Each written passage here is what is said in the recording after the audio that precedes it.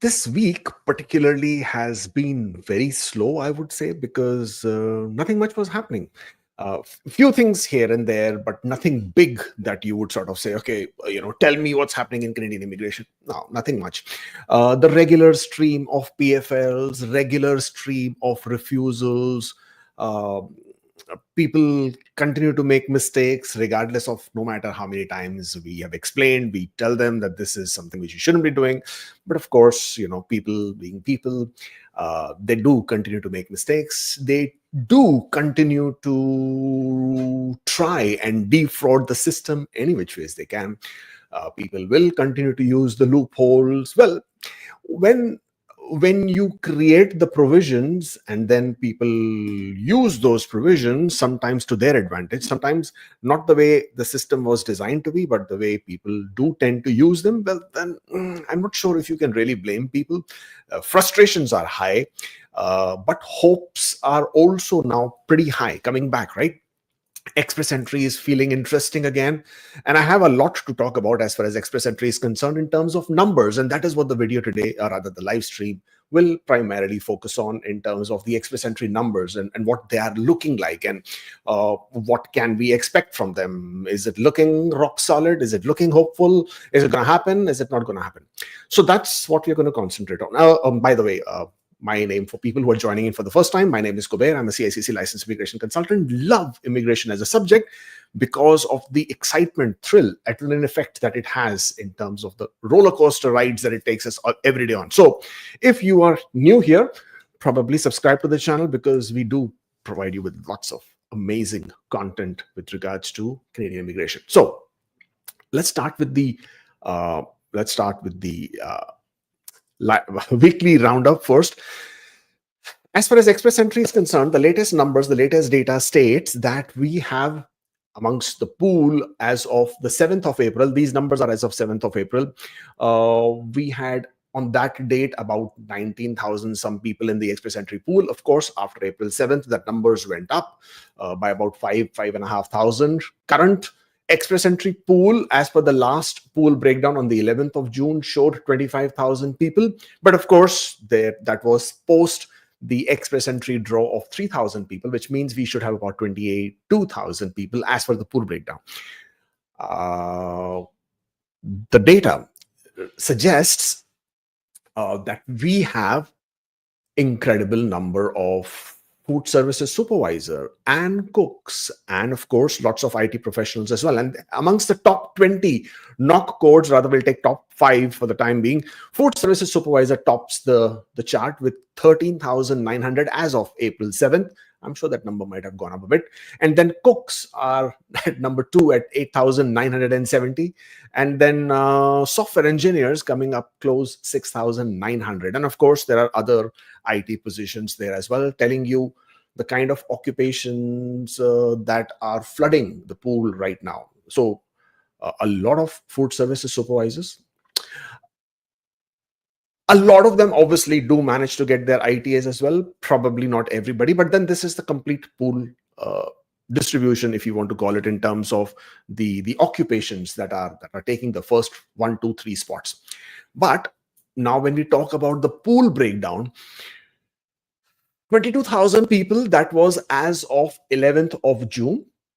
That number jumped by hardly 400 some people from the previous week. Gives you a bit of a snapshot that the number of people who are now joining the Express Entry pool with scores of 500 plus may not be as high as you would have earlier imagined, because obviously there are no points for the job offer anymore. So that buying, selling of LMIA has gone out of the window. Okay. Somebody says no voice now. Can you just comment and let me know if you can hear me? Can you comment and tell me if you can hear me, please? Very quickly. No comments? Nothing? Oh, yeah, you can hear us. Right. Thank you. All right. So then, all right. Okay. Not sure what went wrong over there. Somebody just said audio. Well, thank you so much. Excellent. Excellent. Perfect. And now I suddenly lost my chain of thought. It happens, right? Sometimes you sort just get this off. Uh, Number of people in the pool, 22,000 right now. The number of people that jumped, like a few hundred that jumped. And if this continues, and I've done this, we were talking about it last week as well, that if it's only going to be about 500 people or less than 500 people joining every week, so in 2 weeks, you have about 1,000 or less than 1,000. And if IRCC is to continue with their draws of, let's say, 3,000, right? And of those 3,000, every 2 weeks, you have about 800 to 1,000 people joining in with score of 500 plus, which means the net deficit will be about 2,000 to 2,200. That will be the pool reduction, right? That will be overall pool reduction at the score. We're talking 500 plus, of course. That's where the biggest concern right now stays.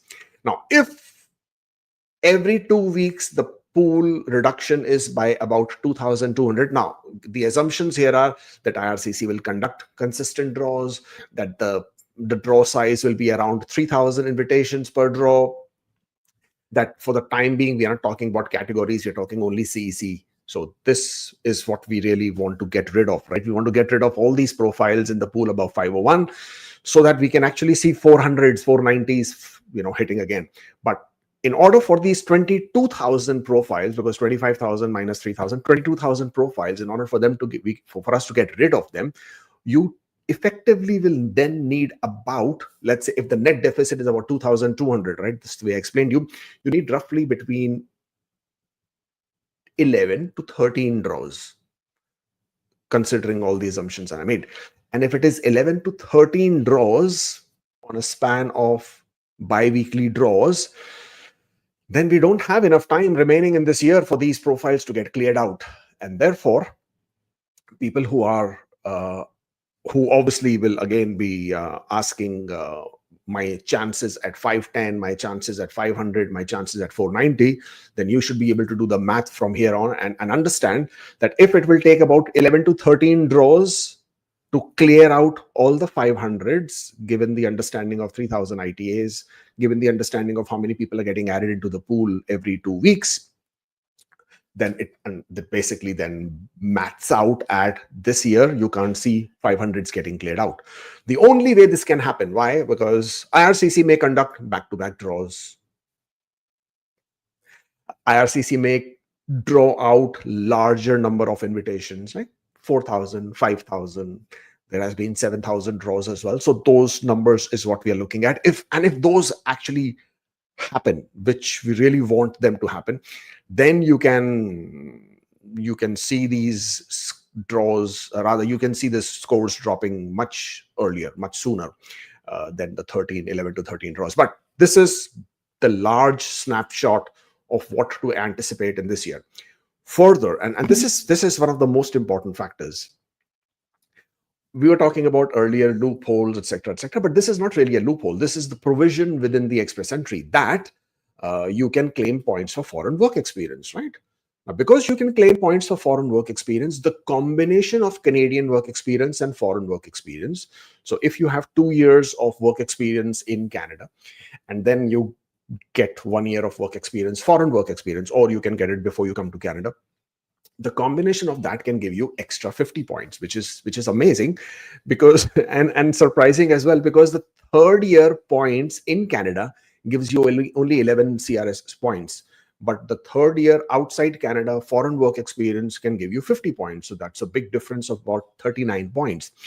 And I can tell you right now that scores of people, tons and tons and tons of people have been heading back home or outside Canada so that they can kickstart their foreign work experience, because they have realized that this is not going to work for them. They were all sitting at 470s, 480s, 490s, some even at low 500s, and they've realized that 1 year of work experience, foreign work experience, is where it is creating the biggest issues, and that is what what they need to look at. Having said that, not only will it impact as we move forward, as we move along. So this is not a new revelation. This is not like suddenly this has dawned upon us today that, oh, you can get extra 50 points for 1 year of foreign work experience if you have 2 years Canadian. It didn't really suddenly dawn on us today. This has been in the play for almost, I mean, ever since Express Entry was created, which is, or rather was launched in 2015. But people gave this more importance only recently. Earlier, lots and lots of international students were coming to Canada after their grade 12, which those people are at the biggest disadvantage today. And then a lot of international students were coming to Canada after completing their bachelor's degree without really gaining any foreign work experience. And then there are so many of you out there who chose not to show your foreign work experience. You chose it. Now don't say my agent told me, my friends told me, my uncle told me, my aunt. No, let's not go there at all.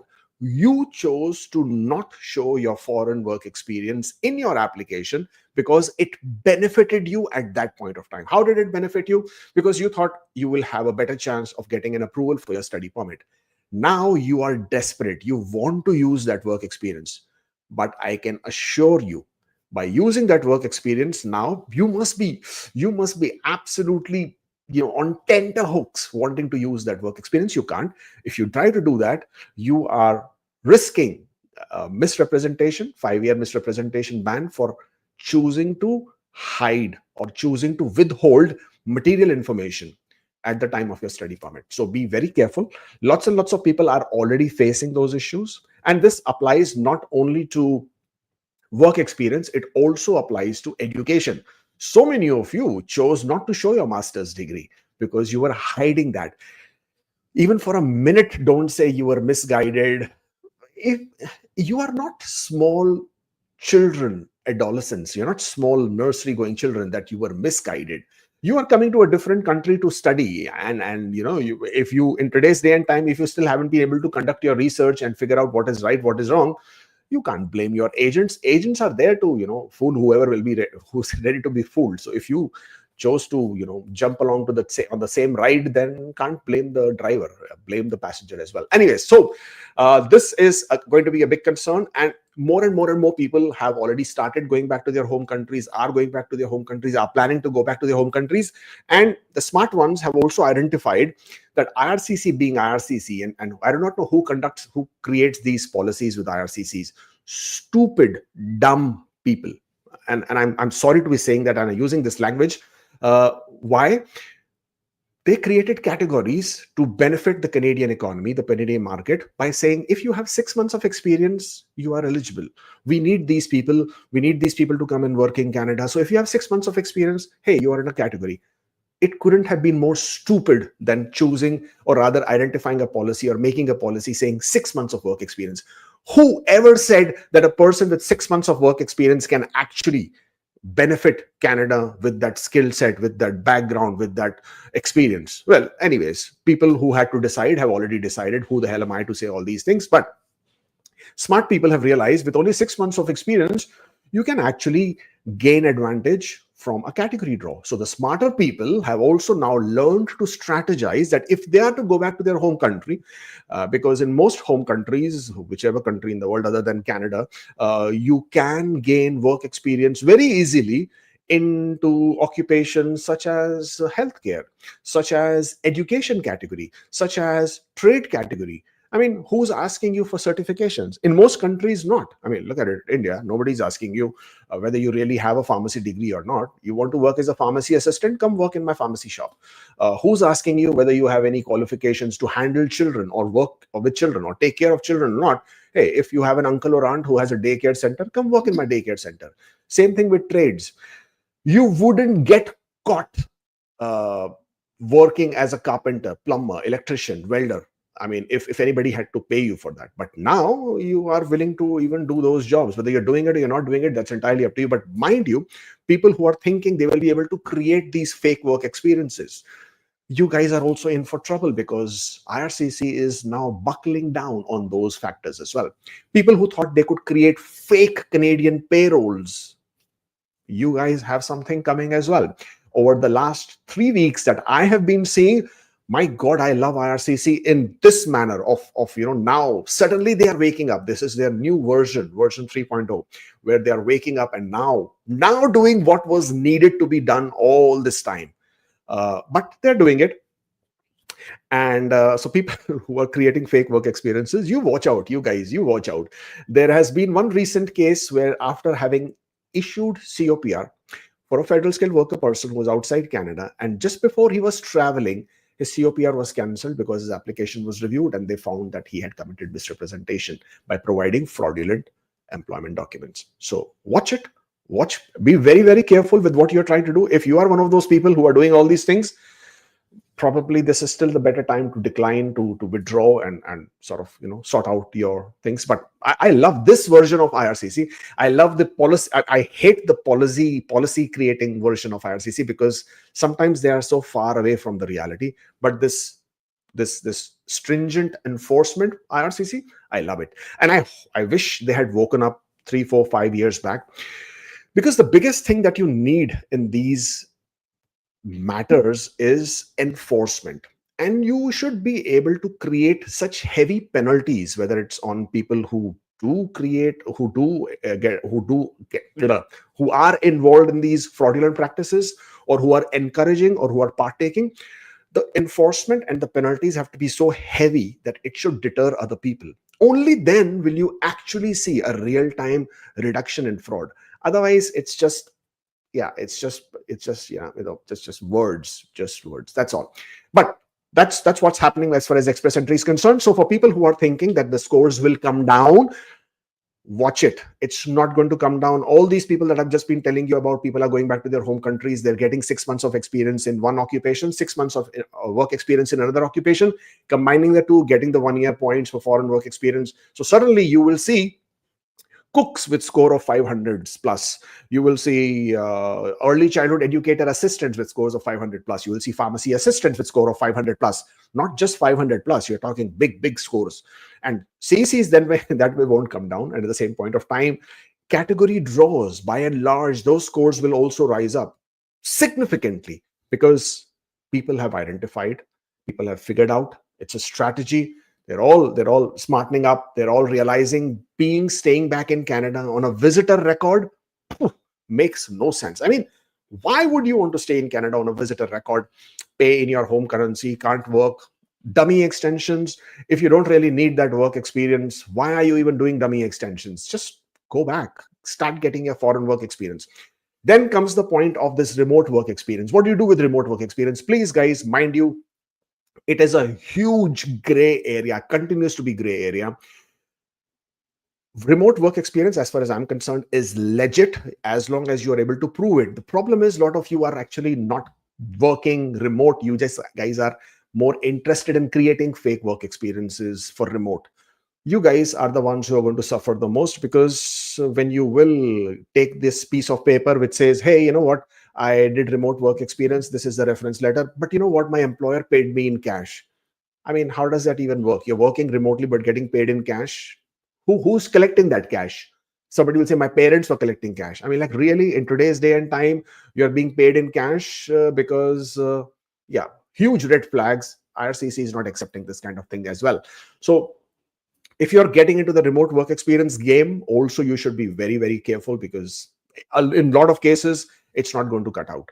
Remote work experience, you should have your contract. It should state very clearly that this was remote work experience. Of course, the work experience by itself should be legit in terms of it could be remote, right?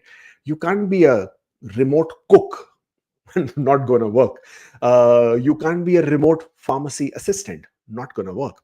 So even if you're working remotely, your call logs, your meeting assignments, your assignment logs, your email correspondence, email communication, how many hours you have logged in, your attendance, how do you establish how many hours are you working? Your employer identifying, or your communication between your employer on a day-to-day basis, call logs of everything, your meeting logs of everything, your assignments that have been given to you, the pay stubs for sure, your bank statements that show salary credit, any applicable taxes, all of this, and then maybe you get away with claiming remote work experience. So please be very careful. It's a bit of a gray area. A couple of applications already refused who showed remote work experience, and IRCC said you should be physically outside, though law does not say anything about the word physically, but IRCC chose to enforce that as well. So overall, the synopsis of what I'm trying to tell you is that the scores, if you are expecting the scores will drop, yes, the scores will keep going down progressively, but don't expect big plummeting changes, big plummeting drops, because more and more and more people are increasing the scores. And I'm not even getting into French. You can already see on Instagram, TikTok, Reels, people are promising you within 2 months you can become fluent francophone. I would love to see that happening. I mean, I would love to get myself with that language up and running in just a matter of 2 months or 3 months or 4 months. But good luck to you guys. If you're thinking 2 months, you will be able to do it.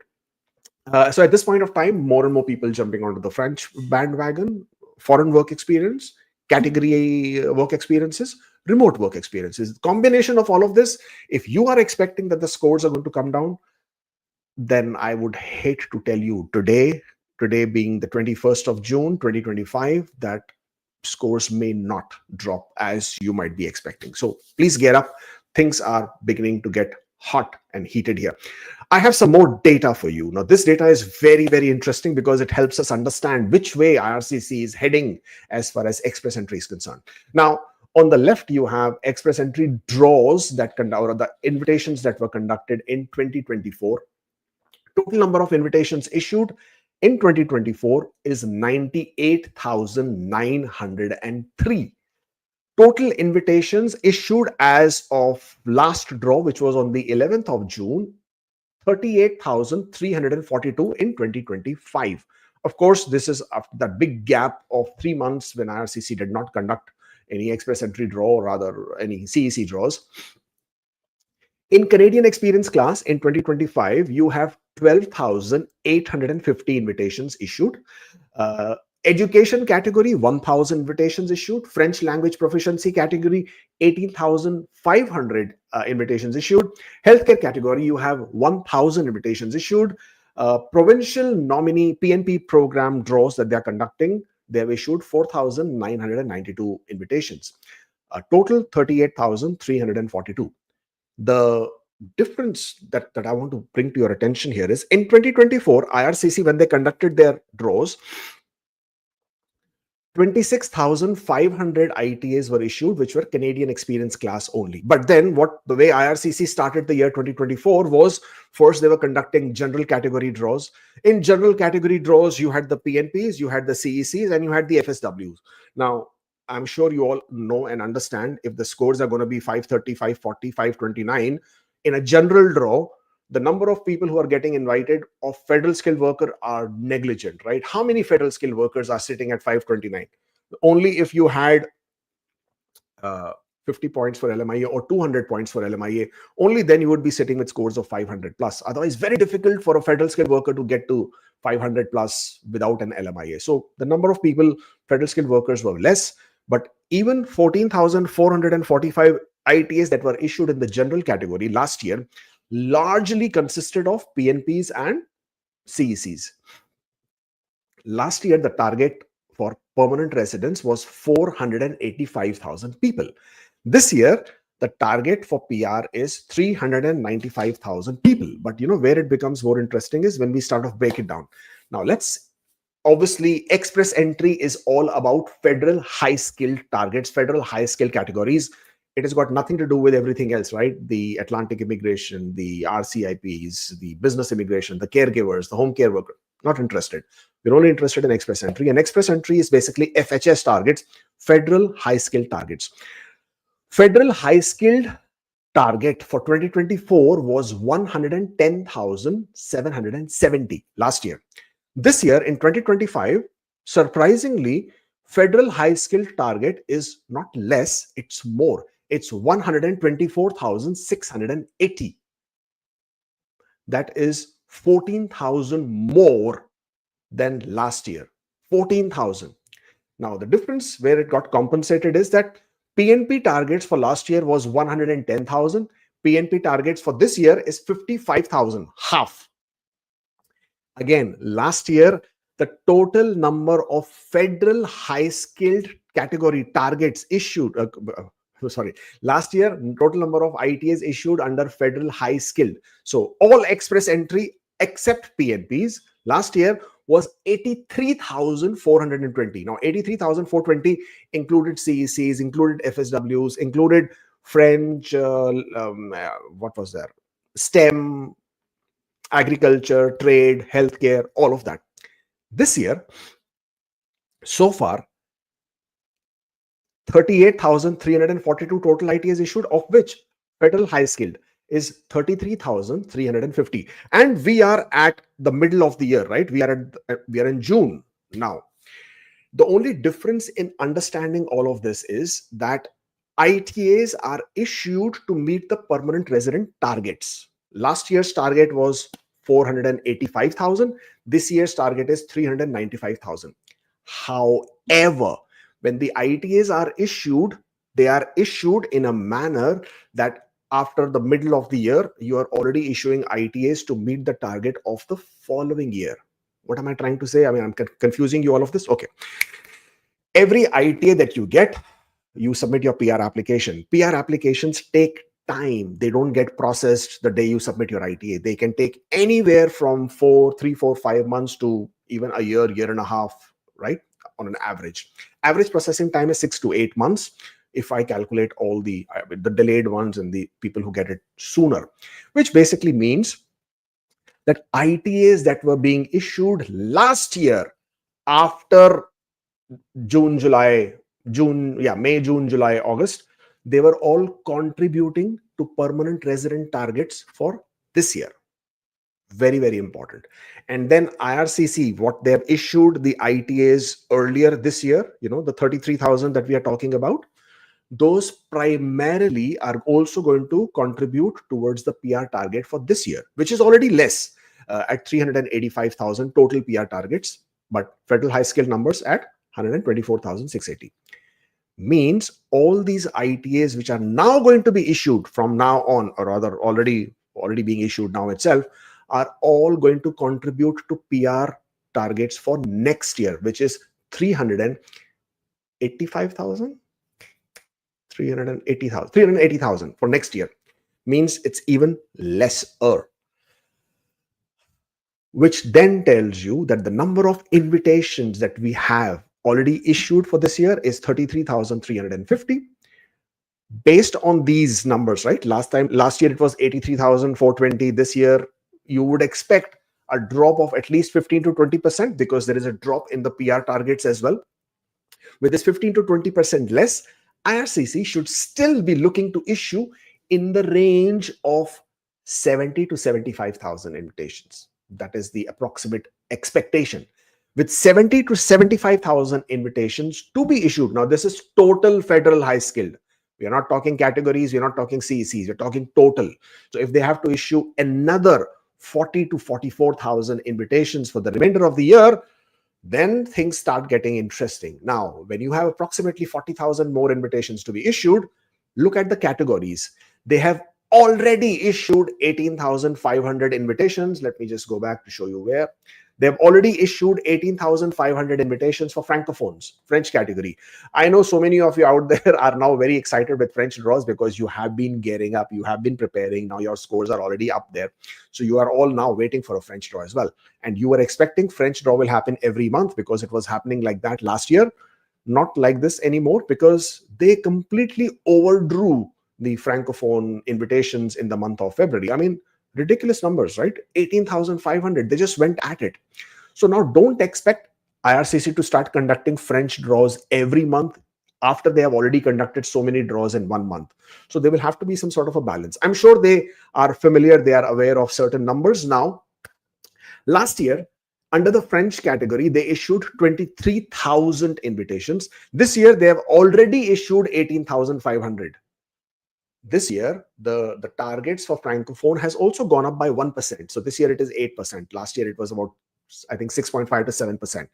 But Mark Carney, the Prime Minister of Canada, has also said that they will be pushing further to increase the Francophone targets to 12%. Now, I'm going to assume that 12% is not for this year. It probably is going to be incorporated into the numbers for next year, but they are gunning for it. They're gearing for it. 12%, which basically means as we as we prod along and as we move forward, as I just explained to you, the ITAs that are being issued are for the following year. So it won't be a shock or a surprise if you still see some large francophone draws that do continue from here on. But if we just sort of get along with the other categories, in CEC for this year, they have already issued 12,850. And the way I'm looking at these numbers, with about 40 more thousand invitations to be issued under federal high skill, 44,000, depending on how many they will choose to invite. A large portion of this should continue to be CEC. And the large portion of this is about CEC. And I'm thinking roughly in the range of 25,000, maybe 30 also, depending on, again, how many they choose to bring. So let's say even if they have to issue 30,000 more ITAs for this year, I wish they can conduct one draw of 30,000 and invite everybody over 501. Not going to happen. I don't think it's going to be that easy for them to do it. But if they have to issue 30,000 approximate, again, don't hold me to that number. I mean, these are all assumptions based on so many speculations. But if they approximately invite 30,000 more ITAs, if they issue ITAs for 30,000 for CEC, expect the scores to come to the low 500s as we prod along this year. But that's pretty much all we can look at. I do expect trade draws to happen, of course. I do expect healthcare draws to happen. I do expect to see another education draw for sure. I also expect to see a STEM category draw. And I know in STEM category, tech is not there except for cybersecurity. But I do definitely expect at least one STEM draw to happen, because it is part of the categories that have been announced for this year. Don't expect too many big numbers for the agriculture, because there's only one knock code of food and agriculture, which is only butchers. Don't expect too much there. Maybe a couple of hundred invitations now and maybe even few later on in the year, but don't expect too much there. Trade, I do expect to see a draw or two, maybe. Again, moderate numbers. And healthcare, I do expect to see more draws with better numbers. So last year also, let's again, because last year then becomes like a benchmark to understand how many invitations. Last year, healthcare, they invited 10,250. In trades, they invited only 3,600. Transport is not here this year. STEM, they invited only 4,500. And that's it. Agriculture, only 150. Food and agriculture. So in food and agriculture, expect the same number, approximately 100, 150. Healthcare, I would anticipate a similar number, between 8 to 10,000. Similar number, not going too high over 10,000, but 8 to 10,000 is what I would anticipate. Trade, 3,600 is what we had last time. Expect somewhere around that, probably a bit lower than that.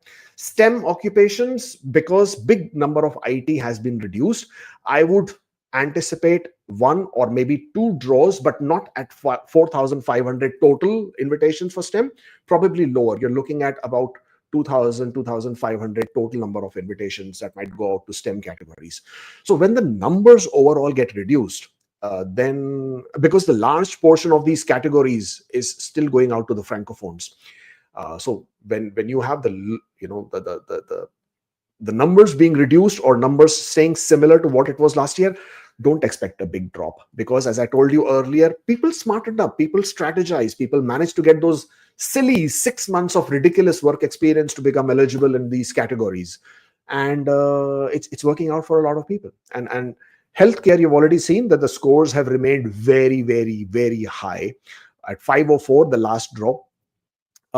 Education, the last draw was 479. Don't expect the scores to drop. Don't be under that policy that, okay, scores will drop. Always be prepared at a similar score or higher. So when you're looking to sort of wait for a draw, always try to get your scores up. Don't think the scores will drop. You should rise up to meet to that score. So that's how it's looking like. As far as express entry scores are concerned, I've already told you, CECs, I'm expecting low 500s towards the latter part of the year, as and how we move along and see more invitations being issued. I think IRCC is warming up. That last the draw that you saw of 3,000 invitations, I think it was their warm-up game. I do expect to see more invitations. And at some point of time, I do expect to see them issue larger than 3,000 invitations. So you might see 4,000, 5,000 kind of a draw, hopefully sooner than later. That is when it will breach the mid 500s. I mean, when I'm saying mid 500s, I mean between 500 and 550 mids there. So you will start seeing the 5-1s come into play, 5-18s, 5-19s, 5-17s. As of right now, the next draw with 3,000, 4,000 invitations will probably not breach the 520s. So you'll have to wait for at least one more draw to see that 520 mark getting cleared out, and then 519s come into play. Because the big chunk, the large chunk of 500s is all sitting between 501 to 510. That is where the biggest chunk is sitting. And that's where it's going to get the biggest, I mean, most challenging. When the scores have already hit that number, the drop from there on is going to be so slow and painfully gradual that you guys are going to feel the heat and stress at that point of time. So from your side, if you have an opportunity to improve your score even by 3 points, by that one language factor score where you might be at CLB 9 and you can get to CLB 10, it is absolutely worth doing it. All right. PNP draws. Alberta apparently, because Alberta hasn't announced it yet, Alberta apparently conducted a draw yesterday under the Alberta Opportunity Stream. People who had LMIS, people who had who were eligible under the Alberta Opportunity Stream categories 0, 1, 2, 3, even 4. A couple of our clients got invited, so we know about it. Of the ones that we had, expression of interest score was 57 points under the Alberta Opportunity Stream. I do not know if there were any specific conditions or criterias or specific knock codes that they chose to invite. But in our case, I mean, we got a couple of them invited yesterday. And so that's why we know for a fact the draw happened. But waiting for Alberta to announce, that's when we will have more information on that. Manitoba on draw number 247 on the 12th of June conducted a skilled worker overseas stream draw, invited 36 people. Score was 613. This was part of the strategic recruitment initiative, which is always very difficult to get through. New Brunswick also conducted draws in last week, June 17th, 16th and on 16th and 17th of June. Largely the express entry stream and skilled worker streams in New Brunswick got invited. If you got invited, excellent opportunity. Don't let this go.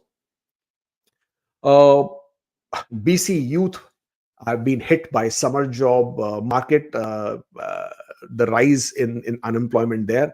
And apparently the youth unemployment in BC is now at 16.6%. Well, no wonder you can't find jobs there anymore. I mean, it's so difficult. And it is expected that this might actually come down once they start seeing the difference of the international student numbers dropping as well. So it's all correlated, but that's where you'll see the most difference.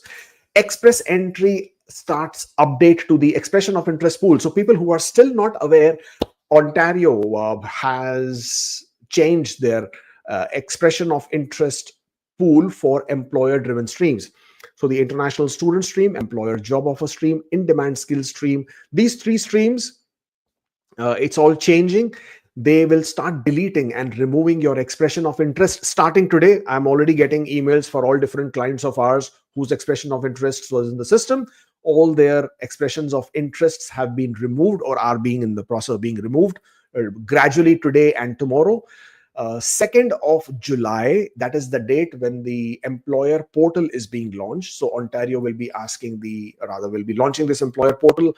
The employers will have to create their own account first. And these are the employers who are willing to support their employees under the OINP streams. What is the benefit? And I'll tell you what the big benefit out of this one is. If the employer will create their account, they will also update the available positions, and then respectively, the employees or the people who are candidates who wish to apply under the expression of interest pools will be able to create their expression of interest. International student stream, employer job offer stream, in-demand skills stream as well. All this while that you were seeing people were creating their expression of interest. First of all, they didn't even know if they were eligible. They would just create it anyways. They would think, we will figure it out later. They would not even ask their employer if their employer is going to support them or not. They would just create their expression of interest. More than 60 to 70% of the invitations that were being sent out by Ontario last year, the year before, even the draw that has happened today, a couple of weeks back from Ontario, 60 to 70% of these invitations were going to waste because people, after they would get invited, then they would realize that their employer is not supporting them. They're not giving them the documents. They're not even eligible for those expression, for those draws. And therefore, so many eligible and qualified individuals would lose out because the scores would be so high. Now, with this new stream, if your employer is supporting you, this is your jackpot. I mean, uh, do what it needs to, what needs to be done to motivate, to encourage your employer, to incent, to sort of, so that they can create their employer portal account and update the positions. Then you can create your expression of interest. And what is going to happen is, now when Ontario will conduct the draw, whenever they're ready to conduct the draw, the scores are going to be much lower. And of the people who are being invited, you will have an excellent chance to be able to submit your application versus others. Now, because in this case, Ontario employers will be able to submit the documentation that Ontario requires, upload them directly to Ontario. They don't have to share it with you. They can, use the employer portal and do the needful. So good for employers because they don't have to share the data with you, which they were unwilling to. And good for you as a candidate because you have a much, much, much higher and a better chance of getting through with this program. So I love this change. I think this is really, really good one. In other news, study permit approvals have dropped significantly from 2024. And of course, this was expected, nothing new here. This is good for teachers in line with the new education category. Canada has launched Pathways to Teach Canada. And the website is www.pathwaystoteach.ca. 9 provinces and territories are now part of this pathway. You, as a teacher, can use this pathway to get accredited, get licensed, get certified to become a teacher in Canada faster. So this is in line with this new education category, and I think this is a great move. So if you're a teacher and you're looking to get your certification done, then I think you should start with this sooner than later. Canada has prevented 2,000 illegal border crossings in 2024. These are the people who are trying to cross the border illegally and then claim asylum. And unfortunately, most of these individuals are from India and Bangladesh. So the scrutiny has increased, the border patrolling has increased, and also the new rules effective 2nd of June 2025 are in, and that says that if you are crossing the border illegally and then claiming asylum, you will not be able to unless you are from the exemption category. And people who are already in Canada and have stayed in Canada for 1 year, you are no longer eligible to file asylum claim. So that is another one. And all of this being done to cut down on those fraudulent asylum claims. Canada has seen 15% drop in the PR numbers in early 2025. That is the Q1 targets. Of course, the numbers have to be reduced because this year the number is 395,000, next year 380,000, and the year following that is 365,000. So these numbers obviously reflect the fact that this number is now beginning to drop. 15% drop in Q1. IRCC published their misconduct report, their employee misconduct report. They have more than 13,000 employees, IRCC, and this report only shows 62 confirmed cases. I'm sure there are many, many more, of which there were a few cases where officially the officers have been exchanging messages on their official platform asking if they can take money to approve study permits. So you can imagine, you can imagine where this corruption is going and where it is happening. But cases have been investigated. I'm sure respective actions have also been taken. But this is the first time such a report is coming to the forefront. Construction sector continuing to struggle. Expect more exemptions or provisions being announced there. As of right now, there have been 6,000 undocumented construction workers whose applications are currently delayed, but they are in the process of having applied for PR. But this might even improve, as in they might start coming out with more programs there. Immigration industry sees growth. I mean, my industry, this is industry of immigration consultants, lawyers, and federal staff. As of right now, the immigration sector, the immigration industry in Canada employs more than 27,000 people, of which out of the Canadian Bar Association, there are about 1,200 immigration lawyers. There are more than 13,000 immigration consultants, the RCICs, as you know them. And of course, then you have the settlement services, and then of course the immigration departments and the other federal departments as well. So more than 27,000, and these are all genuine, legit. And then you have thousands and thousands and thousands and thousands of others who are ghost, who are illegals, who also operate somehow, and they manage to do it. So there you go. That's the growth you can see. I mean, isn't it strange? Immigration is coming down, scores are so difficult, people are not finding pathways, and yet the immigration industry isn't the business is growing. And you start wondering how, where, what, strange. International travel to Canada has also declined for the third straight year in the month of April.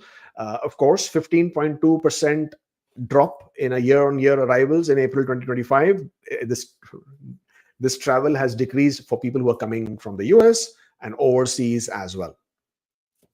Canada has extended its EMPP, the Economic Mobility Pathways Pilot. This was largely aimed at the skilled refugees who could then use these pathways to gain permanent residence options. That's it. That's all I have for this weekly roundup. Connect with us on social media platforms. We are everywhere: Instagram, Facebook, TikTok, of course, Twitter, and all of these places.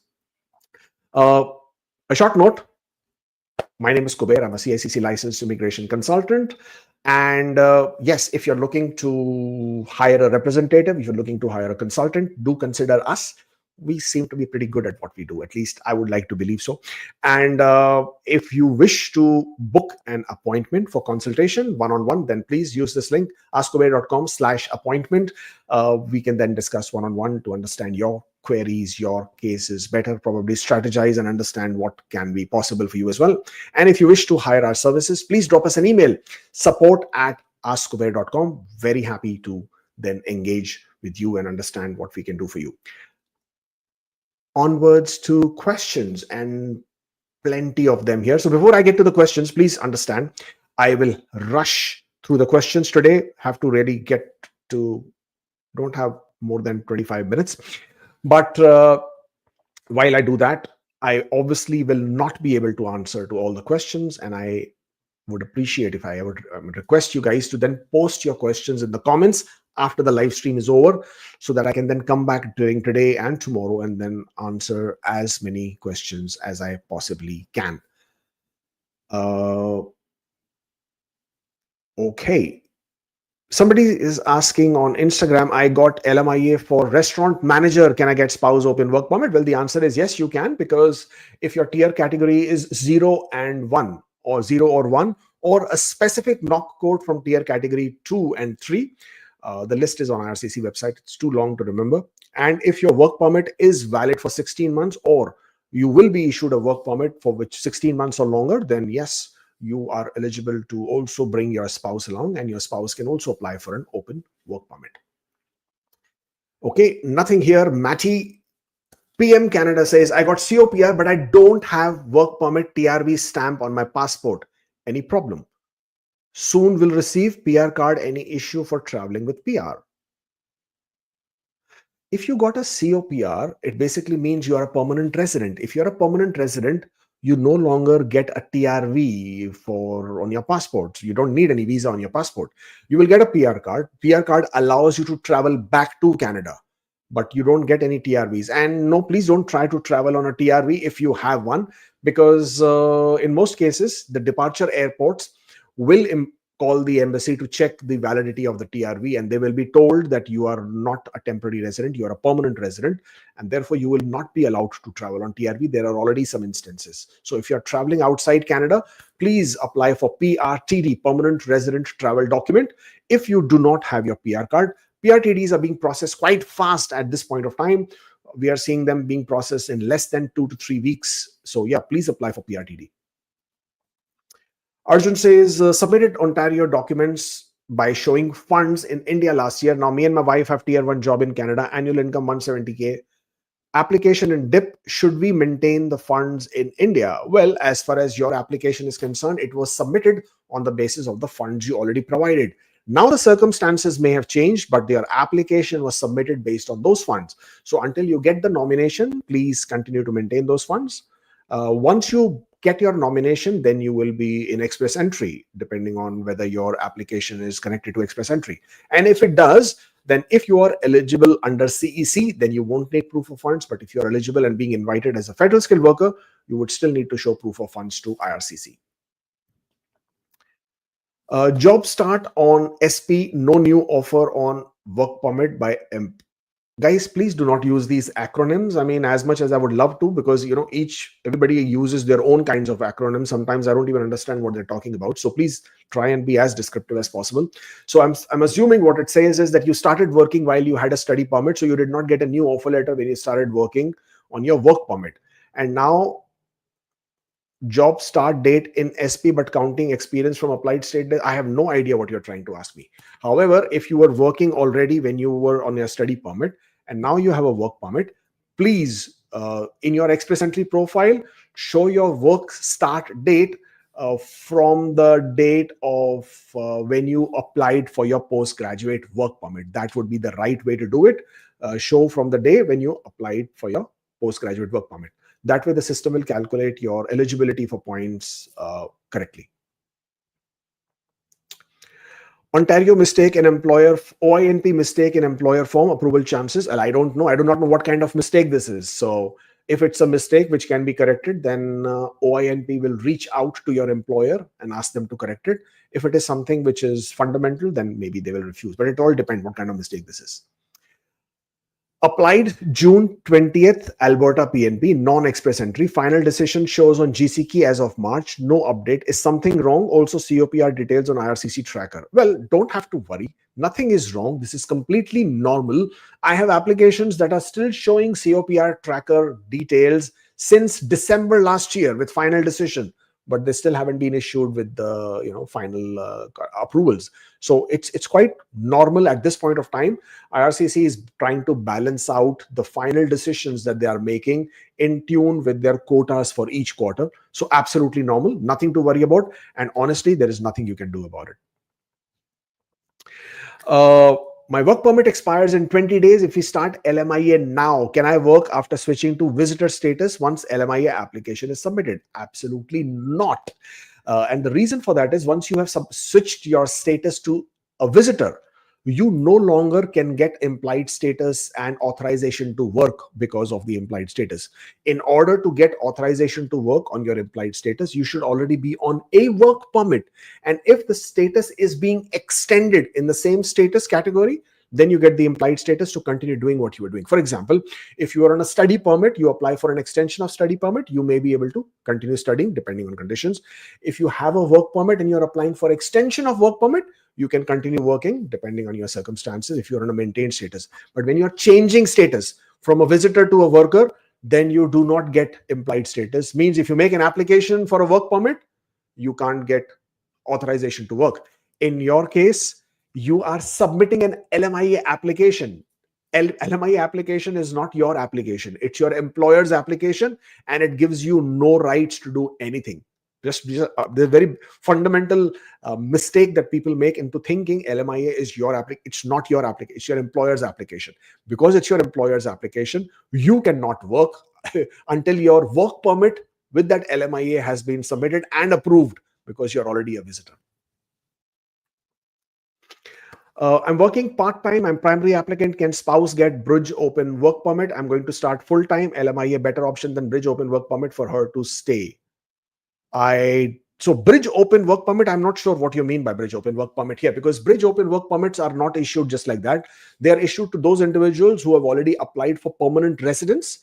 Primary applicants only, not their spouses. The spouses don't get bridge open work permit. Spouses get only open work permit. So if you have already applied for PR, then you can apply for a bridge open work permit. Along with you, your spouse can get open work permit. But your spouse on their own cannot get bridge open work permit. I got a contract job at a big 4 firm. Can I run my payroll through a company I don't own in Canada to count this experience for express entry? Is it legal? It's legal to work for a company who has hired you and then subcontracted you out to another company. But you trying to use this as a loophole If IRCC questions it and you are not able to establish the employer-employee relationship correctly based on the documentation, then you may have a problem. But technically, if you're using a payroll company to run your payroll for you while you are working as a subcontractor, if you can show that relationship that you are a employee who has been subcontracted, then you can work around with this. Multiple IELTS results can use any or only latest. You can use any valid English language tests. It depends entirely on you. You don't have to use the latest one. That doesn't matter.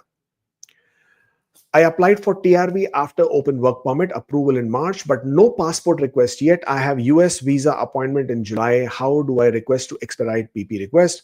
Not sure if TRV is required for US visa appointment, but want to be safe. You don't need TRV for your US visa appointment. Those are not connected, not linked, nothing to do with each other. Both are independent of each other. And unfortunately, you cannot expedite the TRV process or request for passport. So while you can raise a web form and request for a status update, you can't do much other than that. You will have to wait for you to get your passport request, but you don't have to worry about your US visa because of your Canadian TRV. Chances of 515, well, in my opinion, pretty decent chances. Sister got PR after I received my ITA. I did not claim points for siblings PR though. Do I need to update that while submitting my PR application? No, you don't have to. If you did not claim those points, you don't have to. In your family information, if your sibling is already in Canada, of course, you will have to mention the location of where your sibling is. But if you're not claiming points, there is nothing to mention, nothing to do about this. PNP got expired last month, applied for PR on January 2025 before expiry.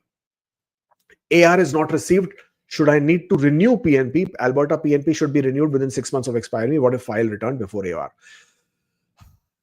Alberta PNPs do not get renewed. You cannot apply for extensions. They do not extend the nomination. That's the first thing. Secondly, if you have submitted your PR application while your nomination was valid, then you don't need to do anything at all. You don't need to extend your PNPs. You don't need to do anything to do with your PNPs, and that will absolutely continue. Now, God forbid if your PR application is returned, that is where the complexity will start. So let's just hope your PR application doesn't get returned, because Alberta is very strict in not extending the nominations or giving you another one. So let's just hope yours doesn't get returned. Do I need to submit upfront medical post ITA Canadian experience class? If you have completed your medicals within the last 5 years and you are making an application for PR from inside Canada, then you don't need to provide medicals. You don't need to provide new medicals. You can use the same old medicals that you have. And in case you don't have medicals or if they've expired, simply upload a plain white piece of paper and IRCC will send you a medical request if they need you to complete one, and you can then complete one at that point of time. I got passport submission request for work permit outside processing file. I'm living in Canada on visitor record. Can I send my passport to Ottawa? Yes, you can send your passport to Ottawa for a visa stamping. Once you get your port of entry letter, you cannot get the work permit in Canada or by flag polling. You will have to leave Canada to a third country other than the US. And then when you return back to Canada, then you can get your work permit at the border. At the airport. What's your view on OINP FOI details shared on X? I do not know what you mean by FOI. Again, I don't understand what you mean by FOI here. And no, I don't have any specific views. Those are just data. If you're talking about the data as to how many profiles whose nominations have been issued, how many are in their inventory, that is the data that keeps getting shared by different individuals who obtain it. And that just gives us a bit of an insight as to how much delay might happen or who might get invited and how many invitations might get issued. But other than that, that's pretty much it. With 2 years Canadian experience, 8 months left on my permit, can I work remotely for my Canadian employer from my home country? Would this be foreign experience? Yes. If you are not working in Canada, but you're working outside Canada, you are no longer competing with the Canadian labor market. And because you are physically outside Canada, even if the employer is a Canadian employer, then this would be foreign work experience. Nothing there, Tejas.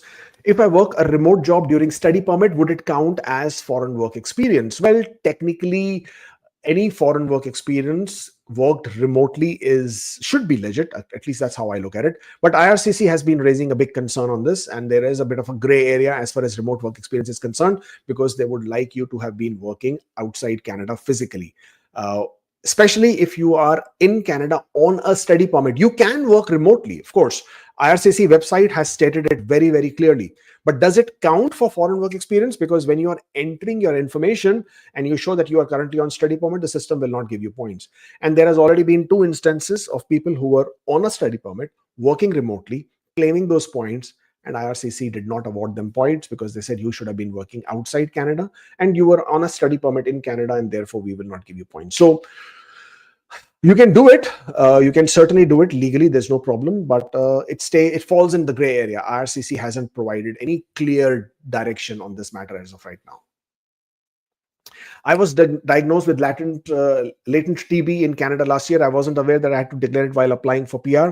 Since then, I submitted an LOE via web form. Do I need to do anything else? No, you don't need to do anything else. At most, IRCC will ask you to redo your medicals, at which stage they will be checking actively to see if you have any health concerns, and if everything is good, then you'll be fine. So nothing to worry about that at all. How risky to add my spouse to express entry PR 9 months ago, got invited. Ontario, what docs needed, and do I need to show proof of relationship? 1 year left. Again, too many things here, can't really understand. How risky? I do not know what you mean by how risky. Were you filing your application as spouse, not accompanying? And if you were, then what would you show as a reason? Is it now going to contradict with your application? If you have a nomination, then in most cases you should be able to, provided you have informed Ontario. Ontario doesn't have a problem, and then you might be able to. Again, you will have to explain to IRCC why you're doing it. As far as documentation to show your proof of relationship, depends. Did you get married recently? Were you already married when you submitted your application? All of these factors will have to be replied to and have to be answered to, and therefore it would be dependent on a case-to-case basis. But yeah, I mean, technically, if you're asking, you can add your spouse at any stage of your application. It is under section A11.2, clearly mentioned on the IRCC website. I called IRCC 2 weeks ago. They said everything is completed and passed, even criminality, security, and CC. Is it a good sign? I'm waiting for final decision. Anytime they tell you that everything is complete, it's always a good sign. It is just a matter of time, hopefully around the corner. All the best. Received my ECOPR on June, watched your informative YouTube videos for the last 2 years. Just wanted to say thank you for your support in this journey. Arvind, thank you so much. These kind of messages just make my day. I'm so happy, so glad. Congratulations, and I wish you all the very best ahead. Justin says, I applied for dummy extension in May. Am I eligible for bridge open work permit after AOR? If yes, then when can I apply? After refusal or apply new application? Well, first of all, it all depends when you get your AOR. If you get your AOR, you can send a copy of your AOR to IRCC through web form if your dummy extension is still in process, asking them to consider that extension application, requesting them to consider that application as your bridge work permit. If they consider it, great. If they don't, it will be refused. You will then be under a 90 days restoration period. And because you can still restore your status as a worker, you've already applied for PR, you have your AOR, you will then be eligible to apply for your bridge open work permit now. However, you can't work until your bridge open work permit has been approved in this situation. My wife was terminated from a full-time job 15 days before completing 1 year Canadian experience. IRCC calculating the points. Should we proceed if we get ITA? You can proceed to get ITA, but you can ask your wife to start working in a different job. And once she works in a different job for 2 more weeks, then that would be a part of your work experience. You can add that part for your work experience as well. In my 2 years of experience, my hours are less than 60 bi-weekly for 6 pay stubs. 3 months, but my hours are above 1560. As I have invitation now from CEC, I got to know this, what can be done. Well, what you can do is you can continue working for the extra hours that are falling short from your pay stubs, because 60 hours bi-weekly is the maximum you can work. Any hours you have worked more than that do not get counted. So even if you have 1560 hours, and if those 1560 hours were not completed in a span of 12 months, but were completed in the lesser duration, means you worked, let's say, sometime more than 40 hours or more than 30 hours, then that extra 10 hours cannot be counted. You can only count maximum of 30 hours. So if you're falling short, continue working, keep working. and make up for the shortfall on the hours that you have in your 3 months of pay stubs, 6 pay stubs, and submit your application once that happens within the validity period of your ITA. Inder says, Sis's name is Rajwinder Kaur, last name is blank in passport. What to fill in first and last name in family section? I made a spelling error and did not use business name in my school name. Huh? I worked for an EE profile. Can I correct after ITA? I don't understand the second part. The first part is because it's your sister's name and it has been mentioned in her passport as the last name, you can split the name. You can put Rajwinder in the first name, Kaur in the second name or the last name, and that's absolutely fine. No issues. Alternatively, you can use FNU, first name unknown, in the first name section and put her name Rajwinder Kaur in the last name section. You can do that as well. I would personally recommend doing Rajwinder in the first name, Kaur in the last name. That's absolutely fine. No issues. You said you made a spelling error and did not use business name in my school name. I do not know what you mean by business name in my school name. I worked for an E profile. Can I correct? Yes, you can correct. If you have made some spelling errors and that information is already there in your Express Entry profile, once you're completing your EAPR, electronic application for permanent residence, you can make these changes. There is absolutely no problem. If there are any critical changes that you're making, or there are drastic changes from what it was before to now, always add a letter of explanation and explain what exactly you're trying to do and why, and you'll be fine. In both the situations, you shouldn't have to worry about it. It's not a concern. What's the income requirement for home child caregiver pilot? Is there any minimum hourly wage for past 6 months experience as nanny for 2026? Well, if you have been working as a nanny and if you're claiming those 6 months of work experience, you should have been paid at least the minimum wages for that respective province and wherever that you are working. As far as the income requirement is concerned, follow the LICO amount plus the fact that the person is in a position to pay the wages at the median wage level for your job. Combine the two, that is the amount you're looking for to show that the person has the income. Meet Kumar Patel, nothing. I went to my home country. Oh boy. I went to my home country for 1.5 months while working for 20 days remotely. Will that 20 days be considered as foreign experience or Canadian experience? I have hybrid work setting in Canada. Any period of work that you have completed outside Canada, even if for a Canadian employer, that work experience is foreign work experience, that cannot be counted as Canadian experience. My open work permit expires in August and my company will sponsor an LMIA in Montreal while I'm on maintained status. Can I live in Toronto? Yes, you can, because when you're on a maintained status, your current work permit, the conditions of your current work permit will continue until the new work permit has been issued. And your current work permit is open, so you can absolutely continue to work for anybody at this point of time and live anywhere. It doesn't really matter. If my job experience from my home country counts as foreign experience, how can I prove it? What should I update in my application? Is changing the country enough if the contract stays the same? If you are working, if your work experience from your home country, yes, then the employment country will be your country wherever the work was completed. And the documentation requirement is the same: employment reference letters, employment contracts, if you have any, pay stubs, pay slips, pay stubs, income tax returns, if you were in the income threshold to pay your taxes or filed one, and your bank statements that show salary credit. Your employment reference letter is extremely important. Please make sure it includes your name, your job title, your hours per week, full-time, job description, as in your roles and responsibilities, and what did I miss? And your salary. Yes. Can we submit Bridge Open Work Permit after getting AOR in Home Support Worker submitted 31st March? Yes, you can. Can the severance pay period after termination for full-time be considered as experience? No, absolutely not. If you're not working, your severance pay does not mean work experience. It's the same thing like with maternity leave. If you are getting paid for a maternity leave, but you're not really working, then that doesn't count as work experience. So just getting paid does not give you the work experience. You having to work gives you the work experience. And of course, getting paid for it as well. Got the invitation based on 3 years of Canadian experience, but completing the experience in July. But from May to now, working on dummy experience, will those 4 months be counted? Yes. Even on dummy extension, if you are on a legal valid maintained status, then that legal valid maintained status is acceptable, and that work experience during this period also counts. So no problem there. Last question. Work letter says the Wheatley School of Montessori, but I use Wheatley School in e-profile. Should I change that too? Yes, please make it. I mean, make the changes and keep it consistent with what your documentation says. That way, there is no disparity, and you will have absolutely no problem at all. Right. Thank you so much, guys. Thank you for joining in. Love doing this. I will do it again. And while you're here, please don't forget to hit the like, share, and subscribe. And I shall see you next time. Until then, stay forever.